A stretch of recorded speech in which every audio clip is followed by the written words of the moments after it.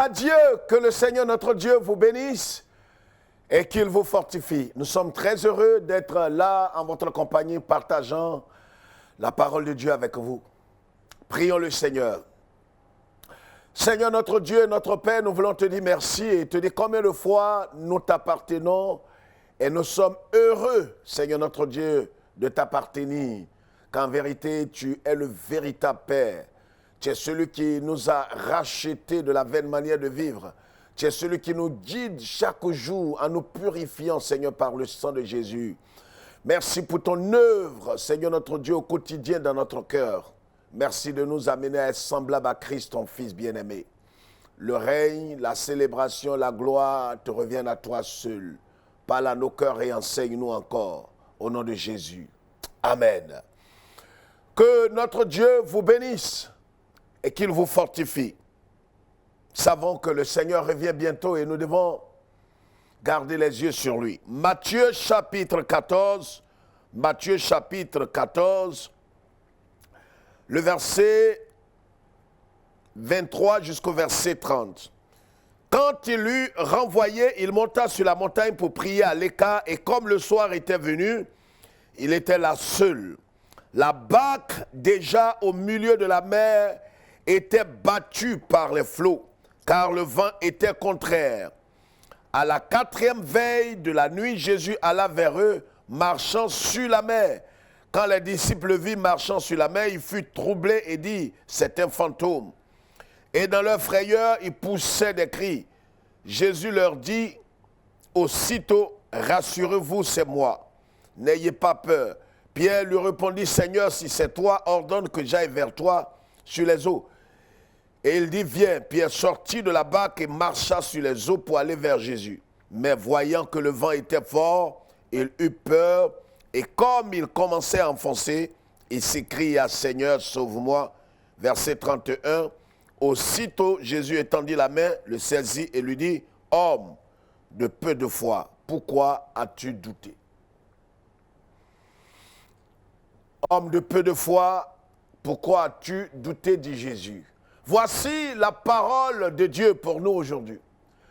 Une histoire pathétique que nous connaissons tous pour ceux qui sont familiers au Nouveau Testament, à la Bible, la parole de Dieu. La parole déclare que Jésus, après avoir prêché à ces milliers de personnes, après avoir multiplié le pain, vous vous souvenez que ce jour-là, le Seigneur avait multiplié le pain quand les hommes avaient mangé. Ils étaient rassasiés. Il y avait environ 5000 hommes, dit l'Écriture.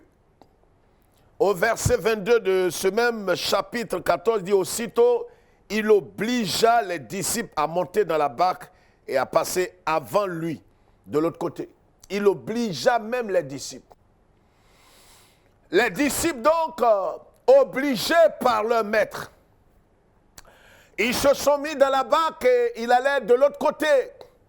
Jésus s'est retiré pour prier et il a prié pendant toute la nuit. Et quand il arrivait à la 4e veille, comme dit l'Écriture, il a commencé à assujettir la nature, il a assujetti les eaux de la mer. C'est notre Seigneur, alléluia. La Bible dit que les disciples l'ont vu de loin, ils ont commencé à crier. Ils ont commencé à pousser de grands cris.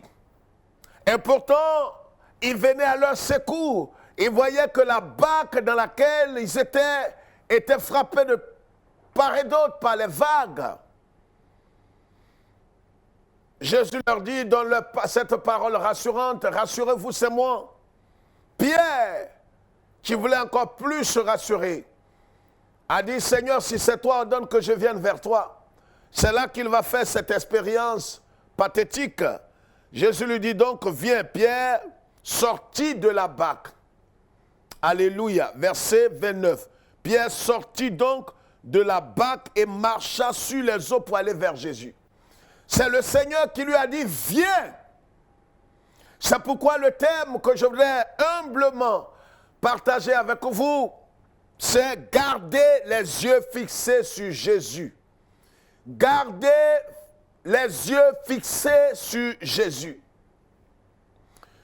Pas les yeux fixés sur un homme, pas les yeux fixés sur un prophète, pas les yeux fixés sur votre religion, pas les yeux fixés sur un homme illuminé, pas les yeux fixés sur un chef religieux, mais les yeux fixés sur Jésus. La Bible dit qu'ils étaient tous dans la barque et le Seigneur marchait sur les eaux. Et Pierre voulait venir vers Jésus. Qu'est-ce qui va se passer? La Bible dit que le Seigneur lui a dit, viens. Bien-aimés frères et sœurs, vous tous qui êtes en contact avec nous, est-ce que nous avons entendu de façon distincte la voix de Dieu? Est-ce que nous avons entendu l'appel de Dieu? Est-ce que ce que nous avons entrepris, est-ce que réellement Dieu nous a donné une parole? Est-ce que le ministère Dieu nous a réellement appelés? Vous comprenez? C'est très important. L'apôtre Paul parlant aux Colossiens et à tous ces hommes, il leur dira tout ce que vous faites, faites-le non pas comme pour les hommes, mais pour le Seigneur. Vous comprenez? Si réellement Dieu vous a appelé à faire quelque chose, allez vers le Seigneur. C'est le Seigneur Jésus qui a dit à Pierre, viens vers moi. Pierre n'a pas parlé de son propre chef. Pierre n'a pas décidé par une ambition personnelle. Aujourd'hui, malheureusement, nous voulons tout faire par des ambitions. Or, l'ambition, ça élève la chair. L'ambition dit, fais le ne m'as-tu pas vu? L'ambition glorifie l'homme. Mais, voyez, l'appel de Dieu, la vision, élève Dieu seul et glorifie le Seigneur. Est-ce que ce que vous entreprenez, est-ce que véritablement le Seigneur vous a donné une parole? Ça aussi, c'est important, que ce soit votre mariage, que ce soit votre entreprise, que ce soit le commerce que vous êtes en train de faire, que ce soit le ministère que vous exercez. Est-ce que Dieu vous a donné une parole? Aujourd'hui, malheureusement, les gens se plaignent. À longueur de journée, chacun se plaint de Dieu, à la limite. Les gens disent, mais où est le Seigneur? Comme si le Seigneur l'a véritablement appelé. Si le Seigneur vous a appelé, alors restez ferme, gardez les yeux sur le Seigneur. C'est Dieu qui a appelé. Et c'est Dieu qui a la capacité de garder, de préserver. Le Seigneur a réellement appelé Pierre. C'est lui qui lui a dit, viens vers moi. Est-ce que le Seigneur vous a dit de venir? Je parle du ministère, je ne parle pas du salut. Pour le salut, le Seigneur vous a appelé. Mais est-ce qu'il vous a appelé spécifiquement pour fonder ce ministère? Pour exercer comme pasteur, prophète ou que sais-je encore? Est-ce que Dieu vous a donné un appel? Est-ce qu'il vous a adressé une parole? Est-ce que vous avez reçu la parole de Dieu dans ce que vous êtes en train de faire? Avez-vous reçu véritablement la réponse de Dieu avant d'entamer ce que vous êtes en train de faire? C'est important, frères et sœurs. Voyez, Pierre était dans la barque. Pierre était dans la barque et quand le Seigneur lui a dit, viens, la Bible dit qu'il est allé vers le Seigneur. Pierre sortit donc la première action. Il faut entendre et même attendre que le Seigneur nous adresse sa parole. C'est pourquoi aujourd'hui la confusion est grandissante. Est-ce que vous avez entendu la voix de Dieu pour votre mariage? Oui, de façon très équilibrée. Est-ce que réellement Dieu vous a parlé? Est-ce que Dieu vous a parlé dans cette entreprise? Est-ce que Dieu vous a parlé dans ce que vous entreprenez? Est-ce que Dieu vous a parlé dans ce que vous êtes en train de faire? C'est la première chose. La deuxième chose, c'est que Pierre est sorti de la barque, dit l'Écriture au verset 29 du chapitre 14 de Matthieu. Comprenez? Pierre sorti de la barque. Quand le Seigneur vous appelle, n'attendez plus. Ne voyez pas les préjugés, ne voyez pas les circonstances, ne voyez pas tout ce que vous avez. Dieu peut-être t'a appelé à faire quelque chose, mais tu regardes tout autour de toi et il y a la peur qui monte en toi. Il y a toutes sortes de pensées négatives qui montent en toi. Mais quand le Seigneur a appelé Pierre là, étant dans cette barque, la Bible dit que ce que Pierre attendait, c'était que le Seigneur lui donne l'ordre. C'était la première chose. Quand vous recevez l'ordre, la deuxième chose la plus importante, c'est d'obéir à l'ordre. Vous comprenez? Pierre est sorti donc de son confort. Vous ne pourrez jamais expérimenter quelque chose d'inhabituel. Vous ne pourrez jamais expérimenter le miracle de Dieu si vous ne sortez pas de votre confort. Plusieurs veulent voir le Seigneur en action dans leur vie, mais ils ne sont pas prêts à sortir de leur confort, à sortir de leur lien, à sortir de leur train-train. Vous n'êtes pas prêts à obéir. Vous ne pourrez pas voir le miracle de Dieu. Vous ne pourrez pas voir le miracle de Dieu si vous n'êtes pas prêt à obéir, à sortir de votre bac, à sortir de votre confort. Pierre a accepté de sortir de son confort. Vous comprenez? Pierre a accepté.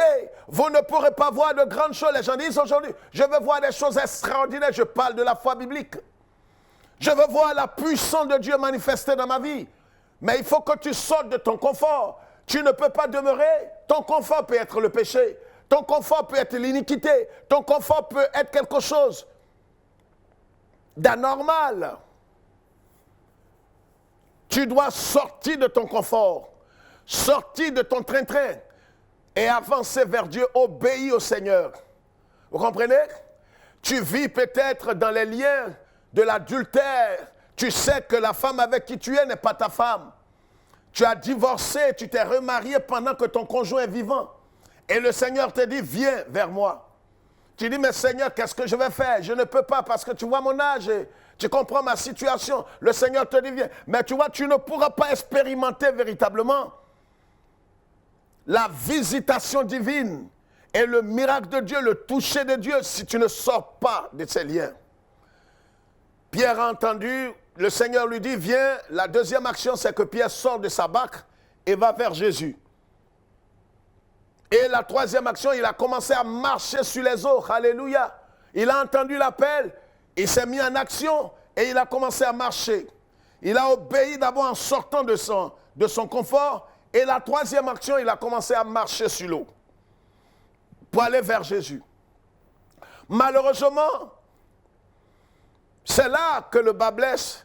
Les gens disent, mais si réellement le Seigneur m'a appelé, si réellement Dieu a parlé dans cette affaire, si réellement Dieu a dit une parole dans ton foyer, a dit une parole dans la consolidation, dans la fondation de ce couple, ou de ce ministère, ou de ce travail, d'où viennent tous ces problèmes, d'où viennent toutes ces difficultés? La Bible dit que c'est le Seigneur qui avait adressé la parole à Pierre. Malheureusement, quand Pierre a commencé à marcher sur les eaux, la Bible dit, voyant que le vent était fort, il a constaté que le vent était fort. Quand il a vu, il a observé que le vent était fort. N'est-ce pas ce qui arrive aujourd'hui? Nous avons décidé de marcher avec Jésus. Nous sommes sortis de notre confort, de notre bac qui allait de l'autre côté en enfer. Et le Seigneur nous a sortis de cette bac. Et nous avons commencé à marcher avec le Seigneur. Et nous avons commencé à faire des expériences avec le Seigneur. Et nous avons commencé à expérimenter véritablement la gloire de Dieu, la puissance de Dieu, le miracle de Dieu. Nous avons commencé à nous réjouir dans le Seigneur. Mais voyant que le vent était fort, voyant donc les épreuves et les difficultés, on ne s'y attendait pas. On ne pensait pas du tout à cela. On n'imaginait pas qu'il allait avoir des épreuves. Voici l'évangile que certains ont reçu. Voici pourquoi certains sont dans la confusion. C'est pourquoi le Saint-Esprit, par ma voix, te dit aujourd'hui, garde les yeux fixés sur Jésus. Quelles que soient les circonstances, quelles que soient les difficultés, quelles que soient les épreuves, garde les yeux, pas sur le prophète, pas sur le bishop, pas sur l'archevêque, mais les yeux sur Jésus seul. Garde les yeux sur le Seigneur Jésus-Christ. Sinon tu seras confus, tu seras désabusé, tu seras désemparé. Garde les yeux pas sur ton église, même pas sur ton expérience, même pas sur les sacrements comme certains l'appellent, ni ton baptême, ni ton expérience. Garde les yeux sur l'auteur de la foi. Garde les yeux sur l'auteur de la vie éternelle. Garde les yeux sur le sauveur de l'humanité. Garde les yeux sur Jésus-Christ crucifié, ressuscité d'entre les morts. Et les yeux focalisés sur lui. Ne doute pas, ne crains pas, n'aie pas peur. quel que soit ce qui arrive, sache qu'il est le dernier. Il se lèvera le dernier. Il agira certainement. La Bible dit que le malheur atteint très souvent le juste, mais l'Éternel en délivre toujours, frères et sœurs. Voici comment certains sont confus aujourd'hui. Ils ne s'attendaient pas à ce que le vent soit fort, parce que certainement, ceux que j'appelle les marchands de l'Évangile, les commerçants de l'Évangile, qui ont infiltré les églises évangéliques, cette mafia religieuse, ils ont fait croire à plusieurs. Comprenez ce que je dis? Oh non, mais écoute, dès l'instant où tu es sous l'autorité du bishop, quel bishop? Je préfère sous l'autorité de Jésus que d'être sous l'autorité du bishop. Je ne connais pas l'intimité du bishop avec Jésus. Vous comprenez? J'ai besoin d'un berger pour me conduire. Mais, vous comprenez, au-delà du berger, je dois moi-même cultiver une intimité avec le Seigneur. Et c'est plus important. Les gens sont aujourd'hui détruits dans l'église de Dieu simplement parce qu'ils ont mis plus de confiance dans ces hommes plus que Jésus. C'est de l'idolâtrie, vous le savez. Ils ne s'attendaient pas à ce que le vent soit fort. Voici aujourd'hui le drame. En venant Jésus, ils ne s'attendaient pas à toutes ces choses. Ils ne s'attendaient pas à ce que sa santé soit comme ça, faible, affaiblie. Ils ne s'attendaient pas à ce que cette épreuve la persiste. Ils ne s'attendaient pas à ce que cette stérilité dure au moins 20 ans, 21 ans, 25 ans et 30 ans. Ils ne s'attendaient pas. Garde les yeux sur Jésus-Christ. Garde les yeux fixés sur Jésus. Ne sois pas désemparé. Ne sois pas troublé. N'aie pas peur. Garde les yeux fixés sur lui. Ne promène pas les regards inquiets. Mais sois fixé, sois focalisé sur Jésus. Regarde le Seigneur. Regarde le Seigneur et attends-toi à lui. Les gens t'ont fait des promesses, ça n'a pas marché. Pierre ne s'attendait pas. Il descend de la barque. Il voit que c'est Jésus qui l'appelle. Mais comment est-ce que le Seigneur peut appeler quelqu'un et la personne peut être en train de se noyer? Oui. Pierre a commencé à se noyer devant Jésus. Comprenez, les prospéritistes, les vendeurs d'illusions, vous qui propagez la pensée des loges maçonniques, vous comprenez? C'est devant Jésus, avec un évangile pourri. Devant Jésus, voilà que Pierre a commencé à s'enfoncer. Pourquoi? Et pourtant, c'est Jésus qui l'a appelé. Et vous dites, non, mais si réellement tu es en Jésus, si réellement tu marches avec Jésus et tu es sincère avec Jésus, tu ne connaîtras pas les épreuves. Voilà Pierre qui s'enfonçait. Il s'enfonçait. Il aura des épreuves. Il aura des difficultés. Il aura des moments tragiques dans votre vie. Le Seigneur peut permettre ces choses. Votre foi peut être éprouvée. Vous comprenez? Mais quelles que soient les difficultés, gardez les yeux fixés sur Jésus, pas sur votre pasteur, pas sur votre église, pas sur votre doctrine, mais sur Jésus, pas sur votre confédération, mais sur Jésus-Christ seul. Continuez de croire qu'il est fidèle et ce qu'il a dit, il le fera certainement au temps marqué. Même s'il tarde à venir, ne croyez pas qu'il viendra en retard. Jésus ne vient jamais en retard, même s'il vient tard. Continuez d'avoir foi en lui. Continuez de vous focaliser sur le Seigneur. Il ne vous trahira pas. Il n'a jamais trahi personne. Pierre ne s'attendait pas et il voit, il constate que le vent est fort. C'est ce que la Bible dit. Pierre sortit de la barque et marchant. Mais voyant que le vent était fort, il eut peur. Voyez, quand nous constatons que les choses commencent à se compliquer, les choses commencent à devenir difficiles, les choses commencent à devenir très, très, très compliquées dans notre vie.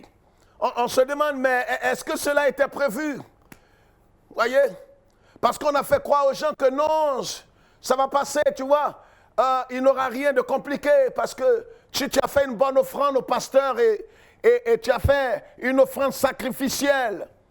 Je crois aux offrandes, je sais qu'on doit faire les offrandes au Seigneur. Mais il faut faire très attention.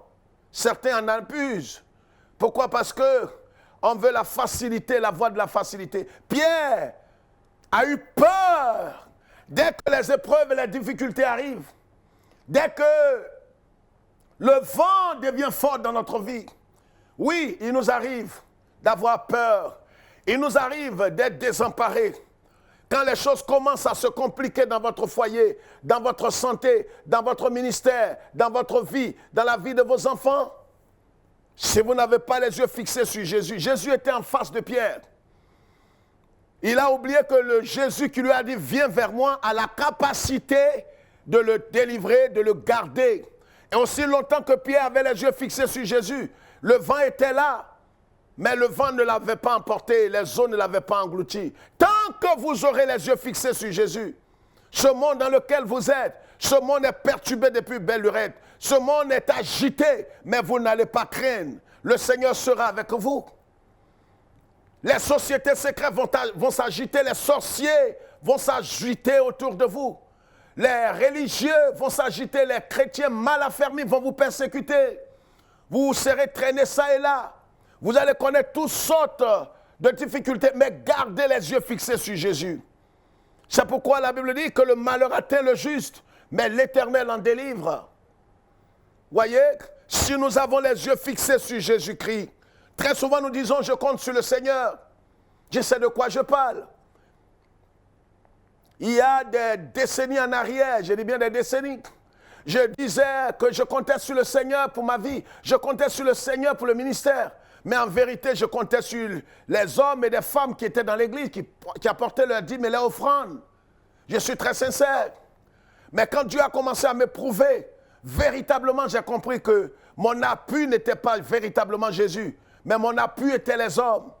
Et Dieu m'a amené à voir Jésus comme mon appui.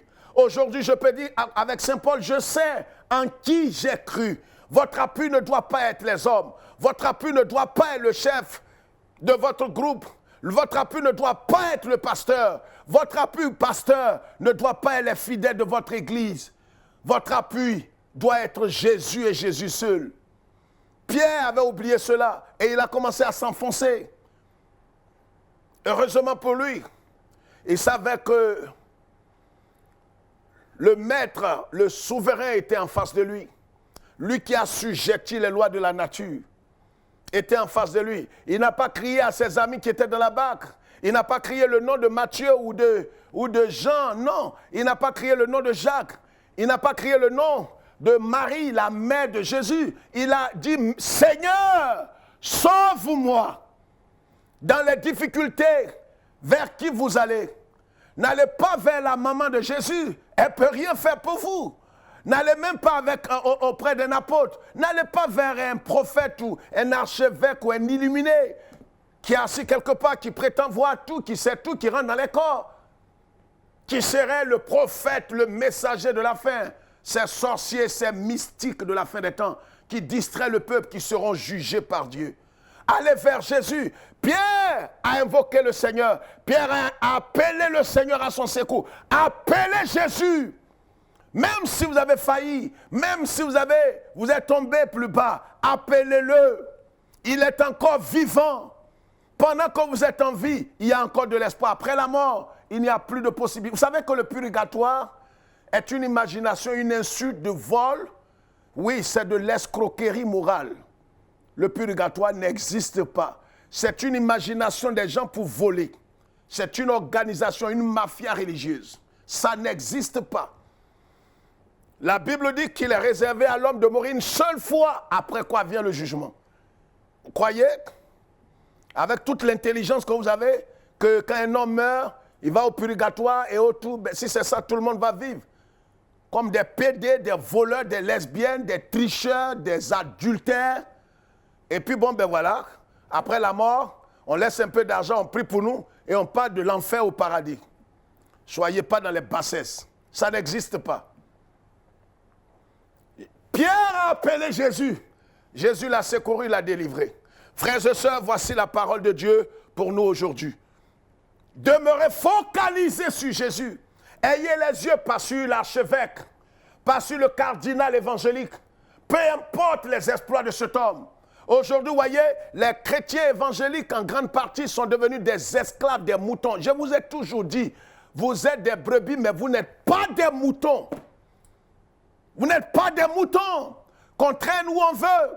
Vous êtes les brebis du Seigneur. C'est pourquoi gardez les yeux sur le Christ crucifié et ressuscité d'entre les morts, assis à la droite du Père. Ayez les yeux fixés sur Jésus. Que Dieu vous bénisse et que le Seigneur nous garde. Gardez la foi. Quel que soit ce que vous êtes en train de vivre aujourd'hui, il y a une main tendue vers vous. Jésus vous tend la main. Peut-être qu'on vous a dit qu'il n'y a plus de pardon pour vous parce que vous êtes tombé plus bas. Le Seigneur vous aime encore. Aujourd'hui, il peut vous relever. On vous dira que vous avez commis le péché impardonnable. Le Seigneur vous tend la main. Il peut vous relever aujourd'hui. Si vous venez à lui avec un cœur sincère, un cœur honnête, le Seigneur va vous pardonner, va vous rétablir. Gardez les yeux fixés pas sur votre église, pas sur une religion, pas sur un prophète, mais sur Jésus-Christ, crucifié, ressuscité, assis à la droite du Père. Nous vous aimons, mais lui, Jésus, il vous aime par-dessus tout. Continuons de prier pour Israël et Jérusalem, la capitale éternelle et indivisible. Shalom.